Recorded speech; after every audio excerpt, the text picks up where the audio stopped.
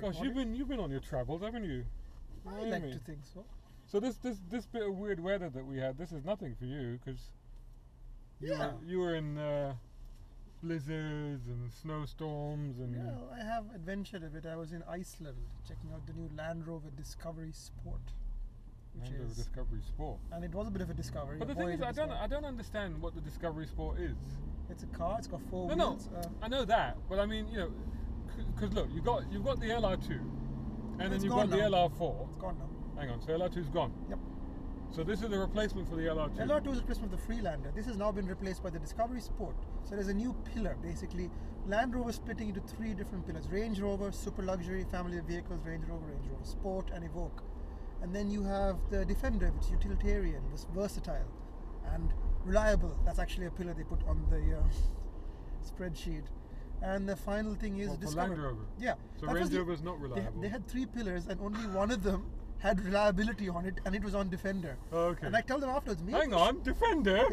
So Range Rover is not reliable. Any Defender over this? You have in the horse's mouth, Range Rover, not reliable, not a priority. There you go. I think they need to correct that.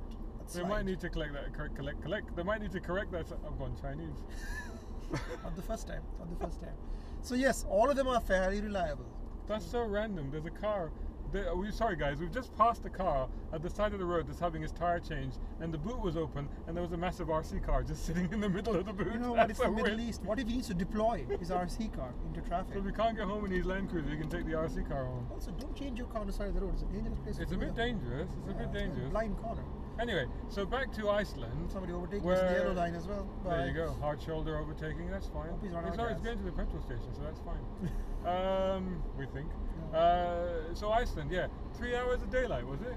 No, it was about a fair few hours. Daylight started at 11 o'clock, went till about 4 o'clock. So that's not too bad. It's completely dark though, and it's freezing. It's -6 at its lowest. But what did you do there? What did you do? To be honest, I can't tell you anything about the car because the actual active driving was such an adventure in itself. I mean, you barely have any grip on the road. All the cars had 19-inch wheels, You even had a problem getting to the hotel, didn't you? Yeah, well, again, if I get into it, it's a full podcast all on its own. I mean, we got separated from the pack because we were doing a driver change, and my driver decided to change by placing me in a ditch. So I eventually off-roaded my way out of that using the classic Middle Eastern technique of power, and then fishtailing sideways onto the road. Uh-oh. And then we got separated from the pack, went to town, got stuck behind a snowplow, which is good. Not so good, we were lost, and we ended up, the snowplow ended up being stuck behind a bus, which fishtailed. Hang on, and you were stuck behind a snowplow, and the snowplow was stuck behind a bus. Yeah. What the hell was the bus stuck behind? Everything. It was basically stuck on both sides of the road. It was occupying every place and point in time. So that left us with the quandary how to get back onto the road. So we actually had to reverse onto an Icelandic roundabout to find traction. I mean, this car is incredible. The snow was up to my thighs. It was quite deep. But not road tires, studded tires, but he was still able to grip and drive fine. Well, I say fine, but we didn't crash. And at one point you posted a picture where you were sort of half submerged underneath a river and still moving. We were fording a river, which nobody will do in a Discovery Sport, but the Discovery Sport can do because it has a wading sensor. So where did that come up to? About here or? The video, which I haven't put up yet, but you will see shortly, is quite dramatic. But actually, it only comes up to about under the sill. Right. So it's it's not that bad. But in the car, it's pretty frightening. Any water coming in through the doors? Not a drop. Not a drop. It's pretty tightly sealed then. I like to think so. At least Land Rover didn't tell us if anything was leaking. But yeah. So this, what is it again? Disco Sport. Disco Sport. This Disco Sport. So you drove it in the snow. You drove it through icy roads. You drove it at dark. You drove it through rivers, and the whole time you drove it through studded tires. So how far away is Iceland from here?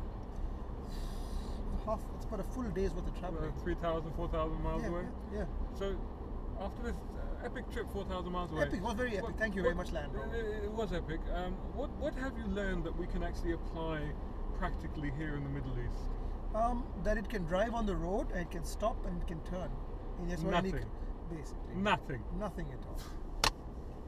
But you know what? It's Who signed that off? Who signed that off? Me. Oh yeah. Because I wanted to see Iceland. And to be honest with you, I mean, that's kind of the Land Rover spirit, isn't it? To go off to the unknown and see places from far away. I didn't know you were one for Land Rover spirits. No, I'm more of a Did you have any? We didn't have anything that we shouldn't have. We did have reindeer.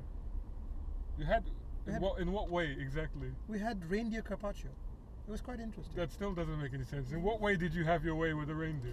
We ate reindeer. Oh, you ate reindeer! We ate reindeer. Was it halal reindeer? I think not. Oh, Unless well. somebody blessed the reindeer. Well, it's a good thing you went then, because I wouldn't have been able to eat anything. Well, there's plenty of fish. Believe me, Iceland has a great economy. 300,000, beautiful place, Iceland. Great roads. The thing is, they're just slippery as hell. I mean, there's no point driving fast enough because you're going to slide off into a nearby volcano. Well, the bits that you shot in the daylight, they did look absolutely stunning. It was a great car. It was a great car.